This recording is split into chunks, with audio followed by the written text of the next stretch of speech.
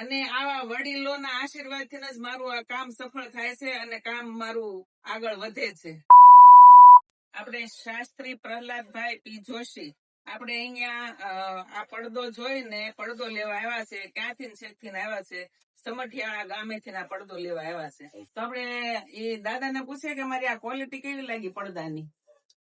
સરસ મજાનો આ બ્રહ્મા વિષ્ણુ મહેશ જેવો સરસ મજાનો સારો પડદો છે.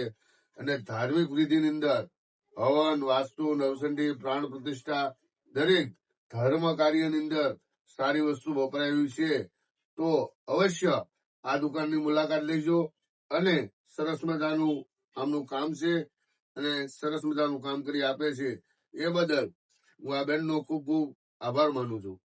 અને હા, આપણે આ દાદા છે એ આપણા પૌરાણિક રીત રિવાજ અને આપણે મંત્ર ઉચ્ચારથી વિધિ બધી સંપૂર્ણ રીતે સરસ રીતે કરાવે છે. અને ભાવનગરના છે એ કથા, રાંદલ, વાસ્તુ, નવચંડી હવન, પ્રાણ પ્રતિષ્ઠા હવન તથા સપ્તાહ, પિતૃ કાર્ય બધા જ કાર્યો કરે છે. એ આપણે આ દાદા છે એ તમારું બધું જ ધાર્મિક કાર્ય પરિપૂર્ણ કરી આપશે વૈદિક રીત રિવાજ પ્રમાણે.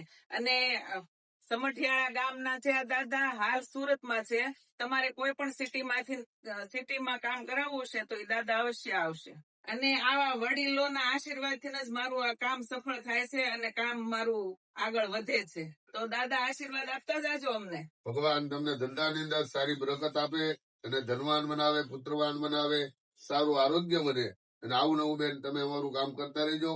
તો અમે ઘણા ખરા ભૂદેવોને કહીશું કે આવી રીતે ધાર્મિક કાર્યની અંદર આ વસ્તુ અવશ્ય વાપરે. અને અમને ગર્વ છે કે આ આપણું આ જે બેકડ્રોપ છે એ ધાર્મિક કાર્યમાં વપરાય છે. અને આવા ભૂદેવો પણ અમને સંપર્ક કરે છે કે અમને બેન આવા બનાવી આપો એમ. અમને અમારા ધંધા ઉપર ગર્વ છે.